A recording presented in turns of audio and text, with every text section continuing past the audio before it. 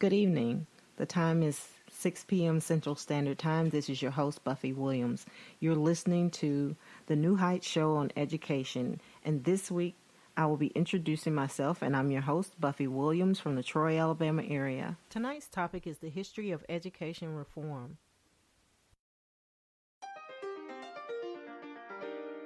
Hello, everyone. This is Danielle Washington coming to you live from Miss Buffie Williams' office.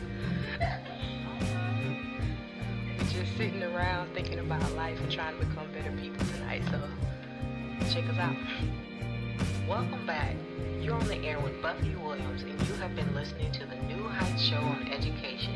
We have been discussing the show's purpose on mission. Right now, you might be struggling through your classes or even failing them. You might be worried that you may not finish high school. There might have even been a thought that you may not be smart enough. Well, the New Heights Educational Group begs to differ. We not only think you are smart enough, but with our help, you will complete your high school diploma. The New Heights Educational Group strives to improve your academic success through its tutoring services. To learn more, please visit newheightseducation.org and contact us. New Heights Educational Group. Educational resources to help reach your goals. I'm David Smith, founder of Silicon Valley High School, and we're proud to bring you these New Heights Educational Group radio shows because we share the same belief that quality education should be accessible and affordable to everyone, everywhere. We also believe learning should be as entertaining as possible, and here at Silicon Valley High School, we're proud to report that over 96% of students would recommend our video-based, self-paced, teacher-supported online courses to a friend. Learn more about our fully accredited, entirely online high school and our $95 courses today at svhs.co. And I hope you enjoy the show. I want to thank you all for continuing to listen. I'm so grateful for my listeners. And let's get into today's show.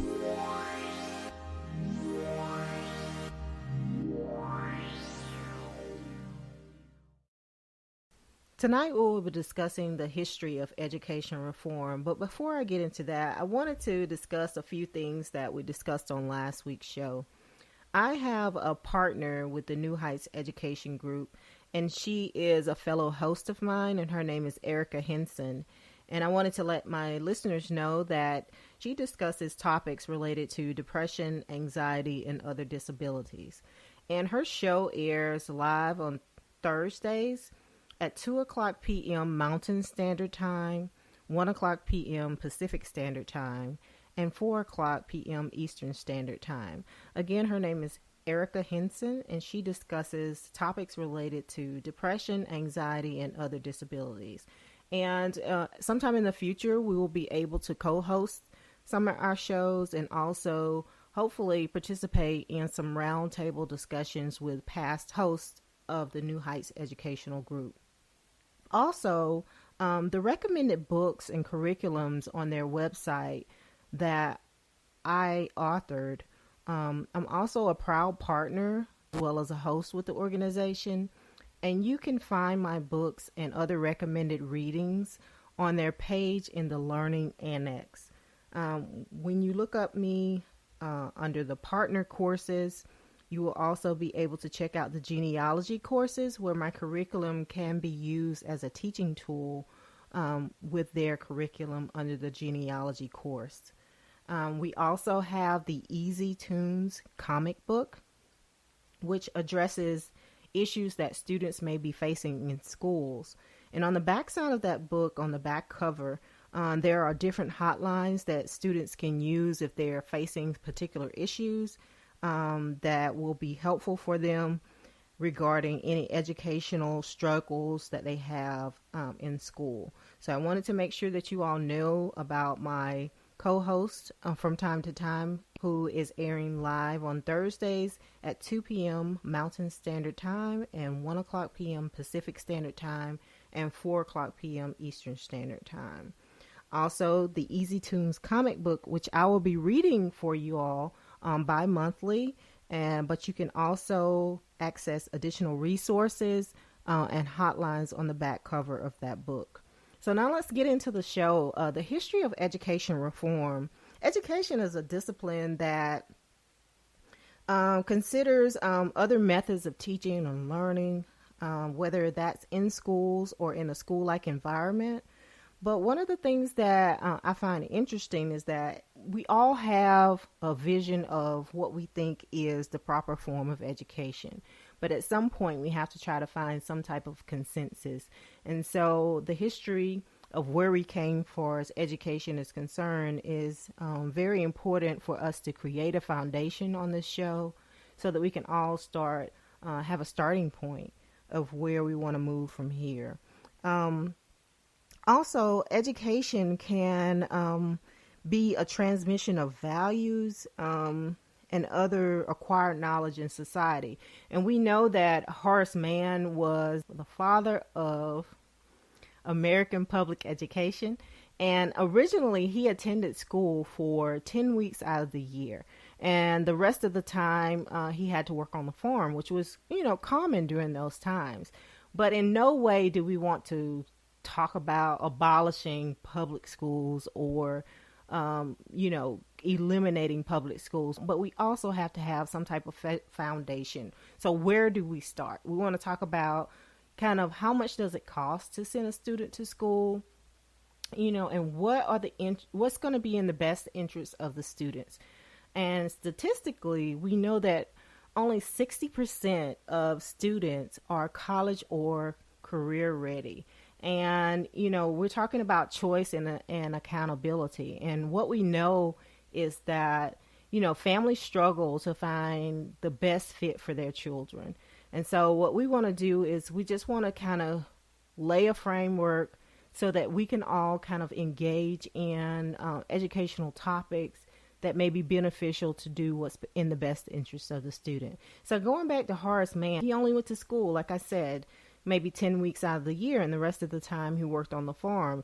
And as far as I know, my grandparents also had a similar experience.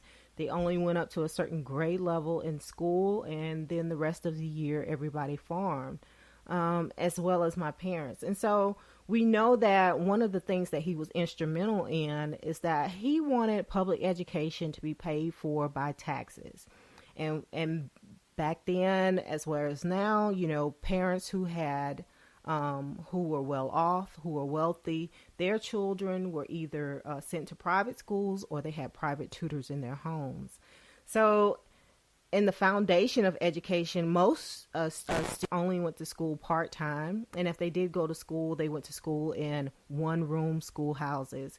And they had very limited supplies.